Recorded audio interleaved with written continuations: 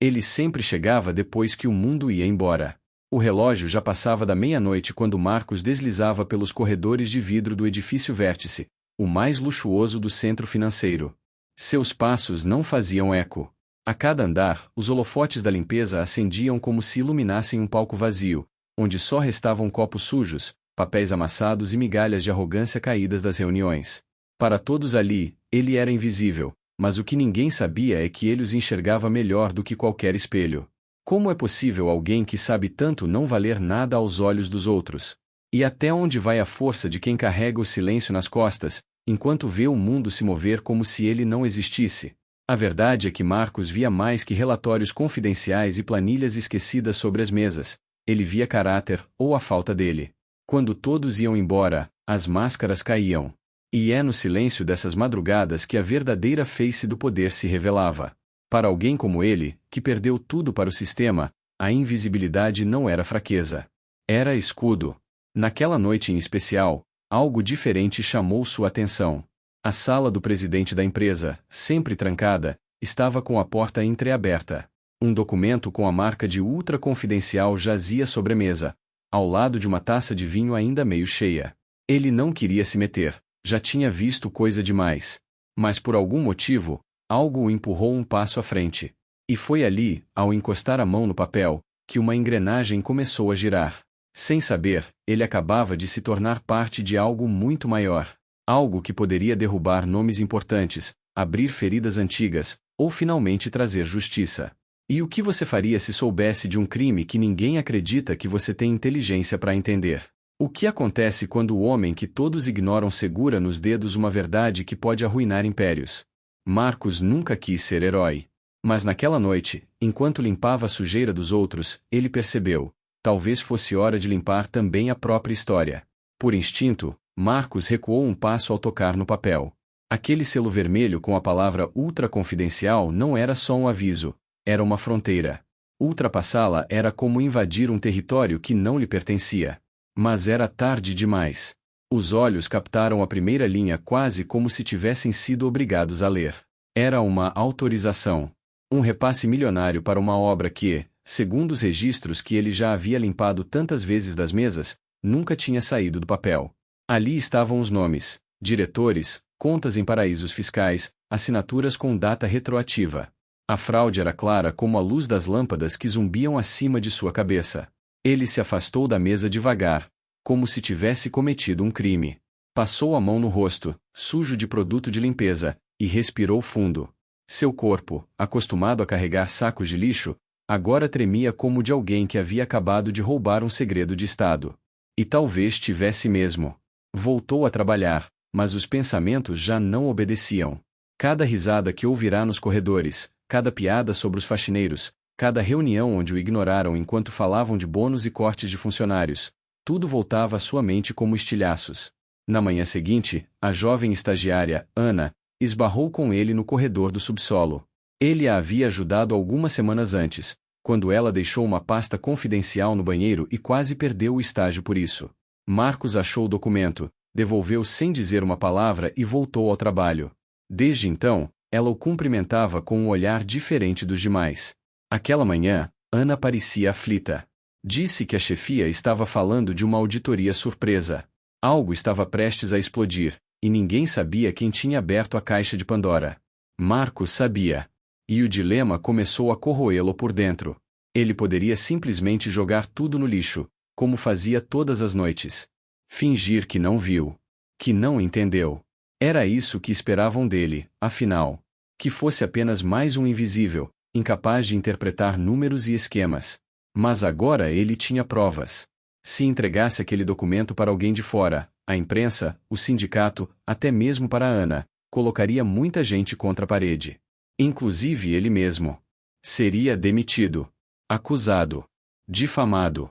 Sabia como o sistema protegia os de cima. Tinha visto isso acontecer com um colega há anos atrás. Um segurança que denunciou o furto de equipamentos por um diretor e acabou sendo acusado de roubo. Nunca mais conseguiu trabalho. Marcos não podia se dar ao luxo de perder o pouco que ainda tinha: seu turno noturno, seu silêncio, seu orgulho limpo. Doía admitir, mas aquilo também era sobrevivência. A ideia de falar com Ana cresceu em sua cabeça durante dias. Ela era esperta, nova demais para ter se contaminado com o cinismo dos corredores. Talvez, com jeitinho, ela conseguisse fazer algo. Mas e se ela fosse como os outros? E se só o usasse para se destacar e depois o descartasse? A desconfiança era uma armadura que ele vestia há anos. Preferia ficar com o lixo do que ser usado de novo. Na semana seguinte, o clima na empresa mudou. Diretores sumiram. Auditores circulavam de forma discreta. A cada turno, mais salas fechadas, mais rostos tensos. E então, no início de uma madrugada chuvosa, enquanto recolhia copos de café em uma sala de reunião abandonada, Marcos encontrou outro envelope. Desta vez, endereçado diretamente ao dono do prédio, o pai de Ana. Havia ali registros de transferências milionárias entre empresas fantasmas e até documentos que mencionavam o nome de Ana como suposta responsável por uma aprovação. Era uma armadilha. Alguém estava tentando jogar a culpa nela para desviar o foco. Marcos sentiu o sangue gelar. Se ficasse quieto, nada aconteceria com ele. Mas Ana seria destruída. Ali, diante da decisão mais difícil de sua vida, a balança entre moral e sobrevivência pendia perigosamente. Fazer o certo significava arriscar tudo, inclusive a única pessoa que ainda o via como ser humano. Ele se lembrava de quando ela lhe ofereceu um bombom no Natal. Foi a primeira vez que alguém o tratou pelo nome, e não como o moço da limpeza. Um bombom. Um nome. Às vezes, é isso que salva alguém. Marcos dobrou o papel com cuidado, guardou no bolso da camisa e, pela primeira vez em anos, deixou o prédio antes do fim do expediente. Sabia exatamente onde precisava ir. E talvez, dessa vez, o mundo o visse chegando. Ana morava em um prédio simples na Zona Oeste, bem longe dos vidros fumês e elevadores panorâmicos do edifício Vértice. Marcos não sabia exatamente porquê, mas lembrava de tê-la visto descer do ônibus algumas vezes, sempre com os olhos perdidos no celular e os fones enfiados no ouvido. Aquilo explicava o jeito diferente dela. Era parte daquele mundo de cima, mas ainda pisava o mesmo chão que ele. Chegou até o portão do prédio por volta das 5 da manhã. Carregava no bolso o envelope que poderia destruir a carreira dela ou salvá-la. Tocou o interfone com receio. A voz sonolenta de Ana respondeu. Quando desceu, de moletom e cabelos presos, demorou alguns segundos até reconhecê-lo. Ele parecia menor fora do uniforme, mas os olhos eram os mesmos. Antes que ela dissesse qualquer coisa, ele estendeu o envelope. Acho que alguém quer te usar de escudo, disse. Não sei se devia me meter, mas achei que precisava saber. Ela segurou o papel sem entender. Os dedos tremiam levemente. Conforme lia, a expressão foi mudando. Primeiro confusão, depois incredulidade, e por fim, uma mistura de raiva e medo.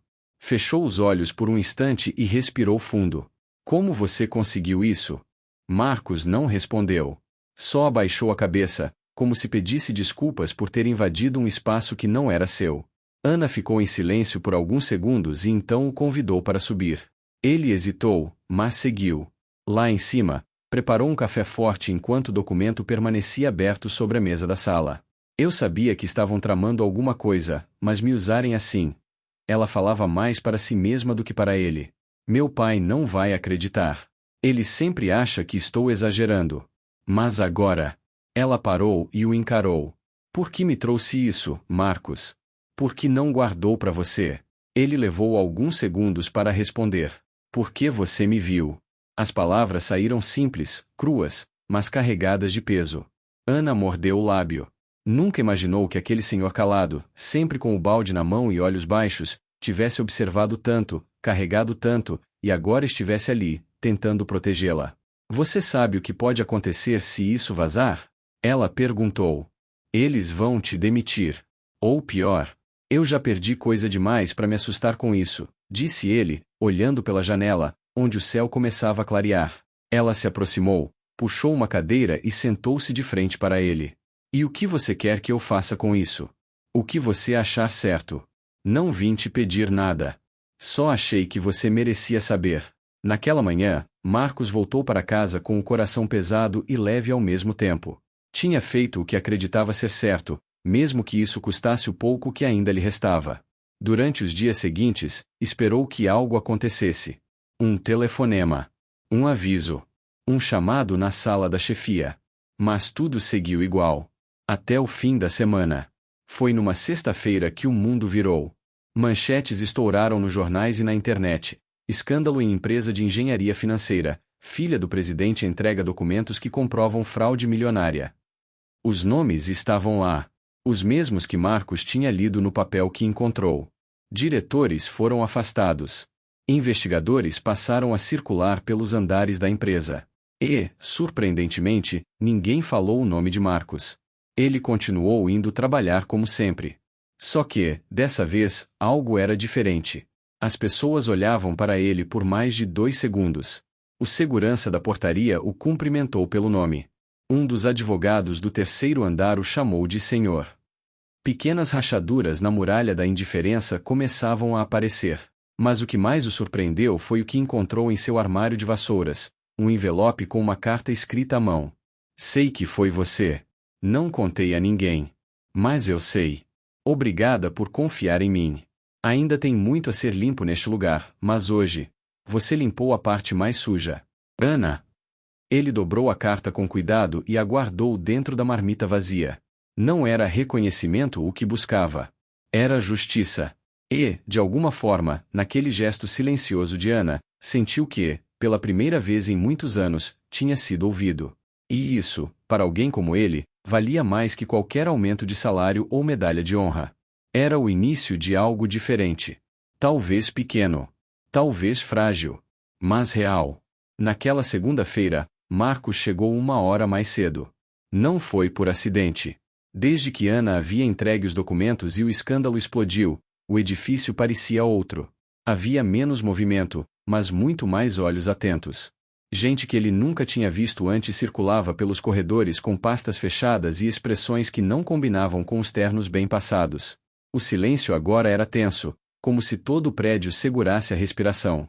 Enquanto empurrava o carrinho de limpeza até o 23º andar, passou por uma porta de vidro entreaberta. Era uma sala que, até então, permanecia sempre trancada. Uma sala sem nome na placa. O tipo de lugar que cheirava a poder escondido. Algo o puxou até lá. Marcos sabia que tinha ido longe demais para voltar a ser só espectador. Entrou devagar, como quem pisa dentro do próprio passado. As luzes acenderam automaticamente. Era um ambiente seco, organizado demais, mas ainda assim frio. Na parede havia uma estante de madeira escura com dezenas de pastas catalogadas por números e datas. Uma delas chamou sua atenção. Era do ano de 2004. A curiosidade bateu mais forte do que o receio. Ele abriu. No topo, um nome, Roberto Esteves. Marcos sentiu o chão balançar. A pasta trazia contratos de um antigo programa de investimento em educação pública, o mesmo que seu irmão, professor universitário, havia denunciado por superfaturamento e manipulação de dados. Na época, ninguém o escutou. A denúncia sumiu. O nome dele foi manchado. 3 meses depois, demitido. 6 meses depois, morto num acidente de moto nunca esclarecido. Marcos nunca superou aquilo. Sempre acreditou que o irmão foi silenciado. E agora ali, diante de seus olhos, estava o elo perdido. O tal Roberto Esteves, responsável por parte da fraude atual, também havia assinado documentos no projeto de 2004. O padrão era o mesmo: desviar, silenciar, apagar. A única diferença é que, desta vez, ele ainda estava vivo. E Marcos também. Fechou a pasta com cuidado e a recolocou no lugar. Agora não era só sobre Ana, nem sobre justiça. Era pessoal. Por anos, tentou esquecer, esconder essa dor. Tentou se convencer de que o mundo era assim mesmo, que não adiantava remar contra a corrente. Mas algo dentro dele se acendeu naquela sala. Algo que estava apagado desde o enterro do irmão. Naquela mesma noite, Ana o encontrou na área de fumantes do térreo. Estava com o rosto abatido, e nas mãos, um envelope branco. Meu pai pediu demissão hoje, ela disse. Vai sair da presidência. Disseram que foi escolha dele, mas todo mundo sabe que não foi. Marcos apenas assentiu. O que poderia dizer? Mas isso é só o começo, continuou ela. A investigação vai mexer com muita gente. Tem nomes que nem apareceram ainda. E tem gente tentando apagar provas. Sei que você viu mais do que mostrou. Ele não respondeu de imediato. Pegou um banco de concreto e sentou-se devagar. Tem um nome lá que você não conhece. Roberto Esteves. Já viu esse nome? Ela franziu o senho, pensando. Não, acho que não. Por quê? Porque ele matou meu irmão. Sem puxar o gatilho. Mas matou. Ana o olhou em silêncio, esperando que ele dissesse mais. E disse. Contou tudo. Da denúncia engavetada. Do acidente estranho. Do silêncio da imprensa. Das pastas escondidas. E da raiva contida por quase 20 anos. Ana ouviu sem interromper. Quando ele terminou, ela estava com os olhos marejados. Você tem essas provas? Tem um nome e uma memória muito clara do que aconteceu. Posso achar o resto. Então vamos achar. Juntos. Marcos não esperava por aquilo. Nunca pensou que alguém de cima estenderia a mão para alguém como ele. Mas ali estava Ana, sem glamour, sem escudos, apenas com a mesma sede de verdade que ele carregava há anos. Na madrugada seguinte, os dois se encontraram do lado de fora do prédio, perto dos fundos onde quase ninguém circulava. Ana havia conseguido acesso a um banco de dados restrito do departamento jurídico da empresa. Usando o próprio crachá, abriu o sistema diante dele. Marcos indicava os nomes, os anos, os projetos.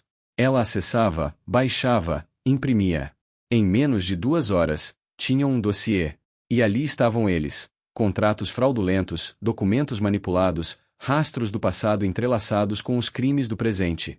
Na última página, um nome que Marcos não via desde 2005. O de seu irmão, mencionado em uma nota interna como ameaça à estabilidade institucional do projeto.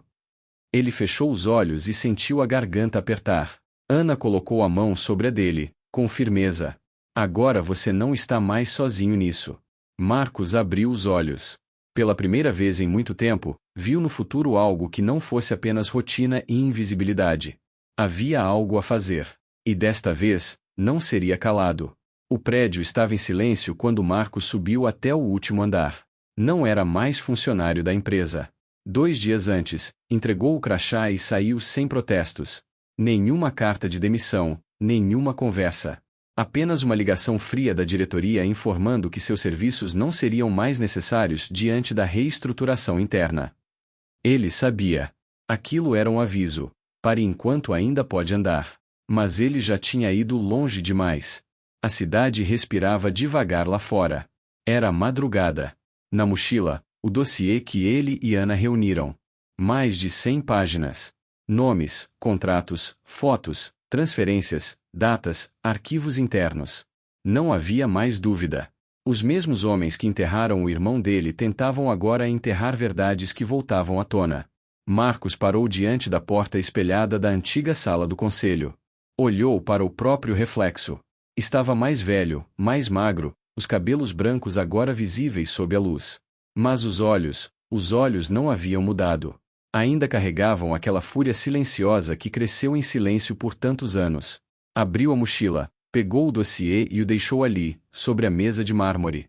Ao lado, uma carta com apenas uma frase: a sujeira volta quando não se limpa direito. Virou as costas e saiu. No dia seguinte, o material já estava nas mãos da promotoria. Não havia como saber quem o entregou. As câmeras de segurança do prédio haviam falhado na noite anterior. Marcos não procurou a imprensa. Não ligou para ninguém. Apenas voltou para casa, fez um café forte e ficou sentado na varanda, olhando para o céu sem cor. Ana ligou à tarde. Disse que estavam abrindo uma investigação federal. Que os nomes estavam sendo citados. Que o nome do irmão dele foi mencionado como denunciante original. Marcos ouviu em silêncio, os olhos fixos em um ponto invisível no horizonte. Marcos. Ela chamou, do outro lado da linha. Estou ouvindo. E agora? O que você vai fazer? Ele demorou a responder. Sabia o que ela estava perguntando. Se ele queria ir adiante. Expor tudo. Dar entrevistas. Ser reconhecido. Talvez escrever um livro. Contar como o faxineiro desvendou o esquema bilionário. Mas isso não o interessava. Aquilo nunca foi sobre aplausos. Eu já fiz, respondeu. Agora eu descanso. Nos dias que se seguiram, os jornais se dividiram. Parte dizia que a queda da cúpula empresarial era fruto de uma denúncia interna anônima. Outra, que o material foi entregue por uma funcionária revoltada. Poucos prestaram atenção no faxineiro demitido na semana da crise. E Marcos preferia assim. A justiça estava em movimento. Mas dentro dele, algo mais precisava ser resolvido. Na tarde seguinte, foi até o antigo cemitério onde o irmão havia sido enterrado. A grama estava alta. O túmulo sem flores. Sentou-se ao lado da lápide simples e ficou ali, em silêncio, como se esperasse uma resposta. Consegui. Disse baixinho. Demorou, mas consegui. Fechou os olhos e por um instante, sentiu a presença dele ali. Não como um fantasma, mas como lembrança viva de tudo que foi tirado deles. Antes de ir embora, deixou uma folha do dossiê sobre o túmulo. A página que trazia o nome do irmão, agora reconhecido como denunciante legítimo. Aquilo era o que importava. Não o escândalo. Não os culpados presos. Mas a memória limpa. 2 meses depois, a empresa foi reestruturada. Ana recusou o cargo de diretora. Preferiu fundar uma organização de apoio a denunciantes anônimos. Procurou Marcos para fazer parte. Ele disse que pensaria. Ainda estava se acostumando a andar pelas ruas como se existisse. No bairro, os vizinhos começaram a notar que ele andava diferente. O andar mais ereto. O olhar mais firme. Algumas crianças o chamavam de seu Marcos da verdade. Ele ria. Nunca souberam o que ele fez. E não precisavam saber. Era suficiente que ele, agora, sabia quem era. Nem herói. Nem vingador. Apenas um homem que, por alguns anos, foi invisível. E que decidiu não ser mais. Se você acredita que histórias como a de Marcos merecem ser ouvidas, se inscreve no canal. Ainda tem muita verdade escondida esperando por alguém que tenha coragem de limpar a sujeira que o mundo finge não ver.